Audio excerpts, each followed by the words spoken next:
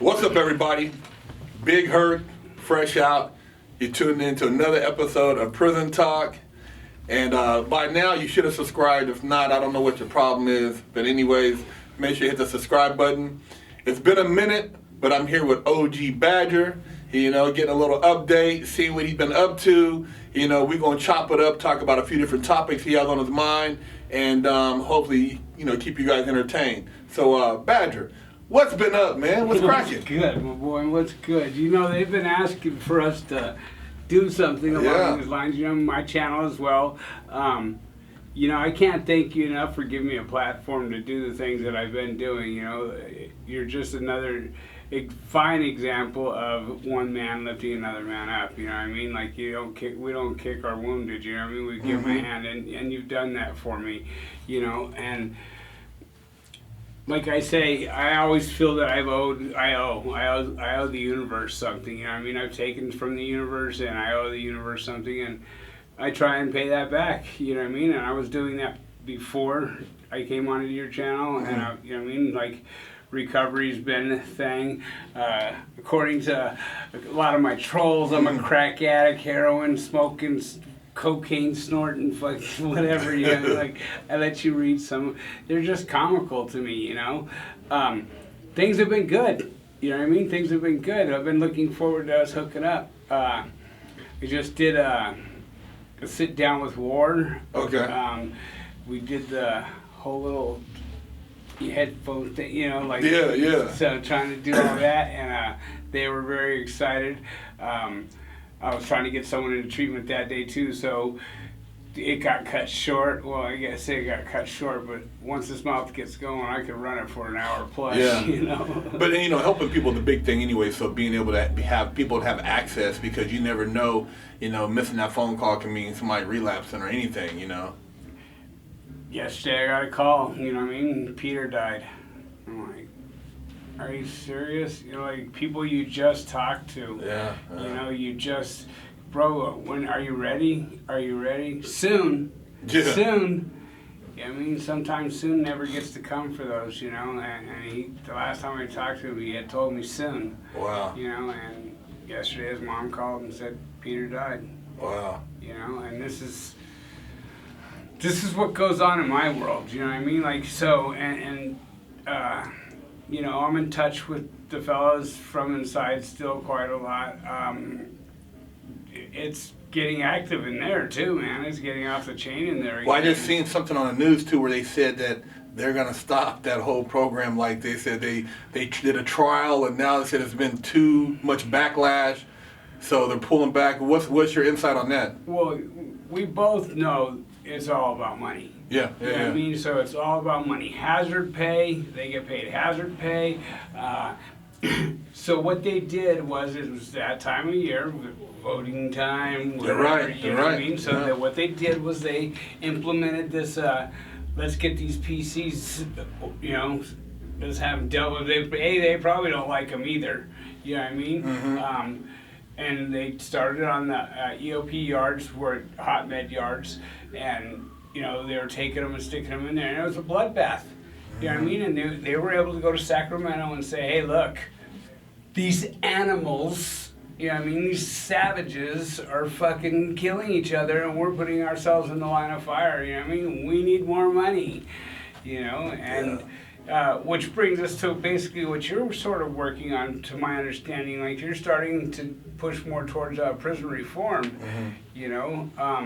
And we've talked about it several times on the channel with different people about what we feel need to be implemented in order to create change within the system.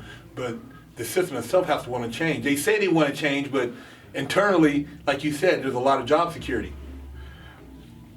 Bingo. Look at all the towns that all these go up in, all these little, you know, goat rope and hillbilly. Yeah, middle of nowhere. Right. No job, no nothing. You know, this is what they do. Family works. Family plus family plus family. This the whole generations work through. Yeah. You know, which brings me to. So somebody emailed me. He's like, my family has been third generation correctional officers. You know, my dad, warden, whatever positions. You know, I mean, always been in these upper positions, and lo and behold, I went to prison. You know what I mean? So here he is stuck in this small prison town, basically is what it's called. And his family's known. And right, and, you know what I mean? And he ended up going to prison, you know? So the embarrassment there is, I couldn't even imagine, you know what I mean? And like, so, you know, we do consultation, both of us, and, you know, like when it comes to the program, you know, I mean, it's free of charge. I do that absolutely because I want to help. I'm sponsoring someone in Ireland, which is all exciting for me, you know, because I get to show somebody a new way, working our steps, whatever. But the kid's been caught now twice with a gun, yeah, a stolen gun underneath the seat, you know, drugs in the car, blah, blah, blah. He's 25 years old, you know, and his dad's just a mess behind it, you know. So, you know, I'm talking about you. Thank you. I appreciate you. And he's at a loss, you know what I mean? He's at a total loss. And all I could really tell him was, hey, my boy, what you need to do is take your wife and go to like an Al-Anon meeting. You know what I mean? Because I'm like, do not fucking believe he broke Mrs. Rodriguez's son's stereo and needs $50 or $100, you know, because he's trying to get that paper paid for, that puck of tobacco paid for. And he's all, if I could just get his mom on the same note. I'm like, look, all you're doing is feeding into your son's death. You know what I mean? You get these phone calls, they're going to kill me if I don't pay my debt. Well, they may very well do that. Yeah. You know what I mean? That is a very well possibility, but guess what? He also made that bed.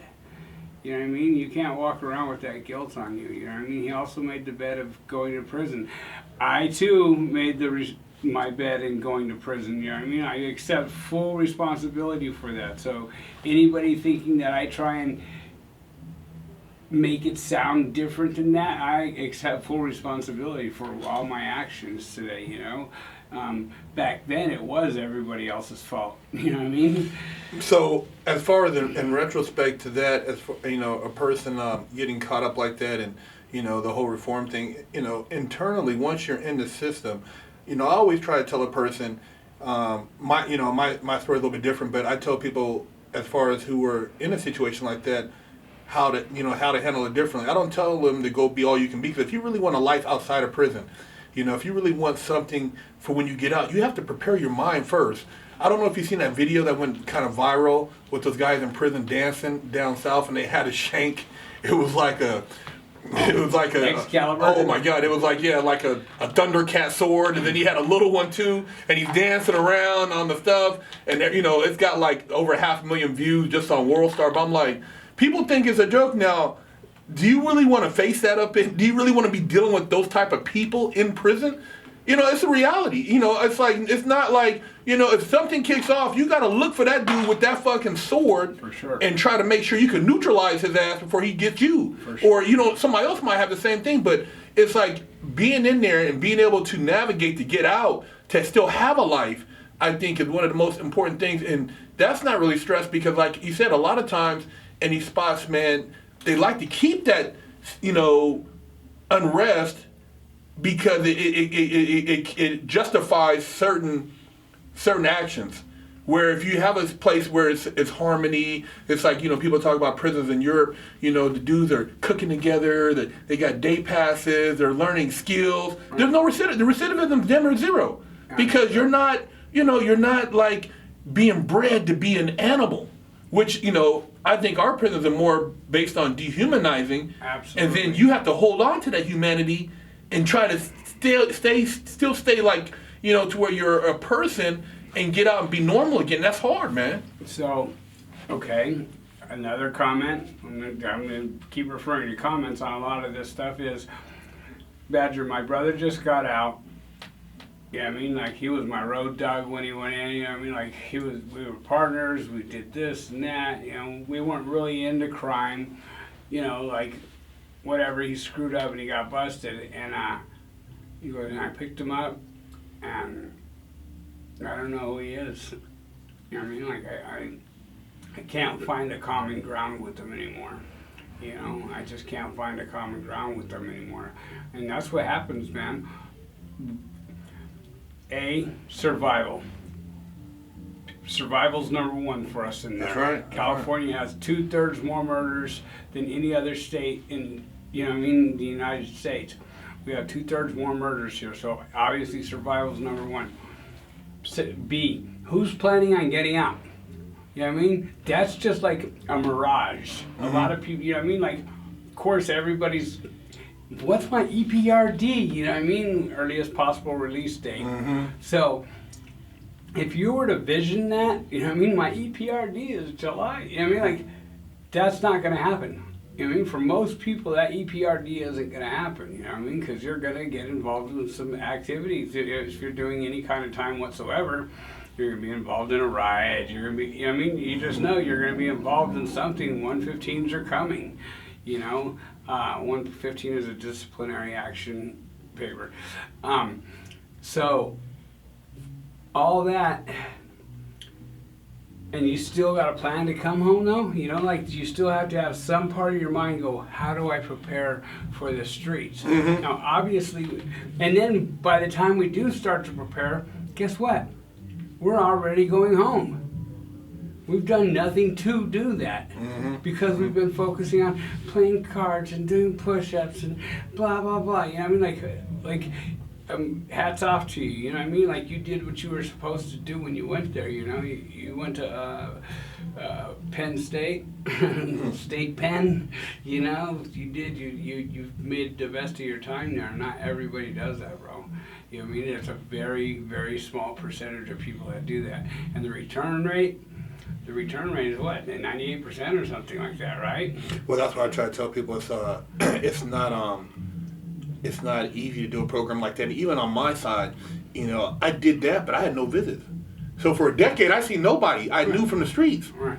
So every day I thought about that too. Like, why should I give a fuck?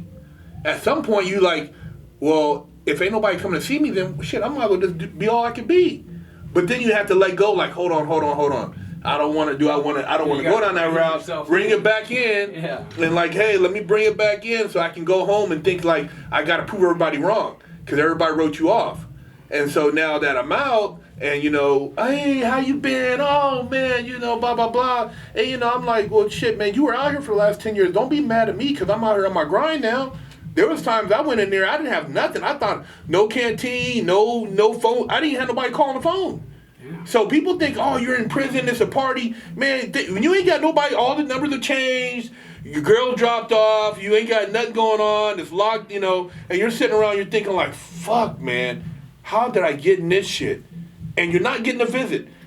I've seen some grimy motherfuckers getting visits. I'm like, how'd they pull that off? You know what I mean? Getting visits like, damn, dude, I can't get nobody to come see me. Not even Big Bertha, huh? No, exactly. Big Bertha, I'm begging to smell her little fat coochie, you know what I'm saying? Armpit out to yeah, man. I can't get her to come fart on me. You know what I'm saying? So, I mean, when people think, you know, it's a lot of mental, and so to get out and hold on to that, dude, it's like, it's crazy. It's not as easy as people think, man.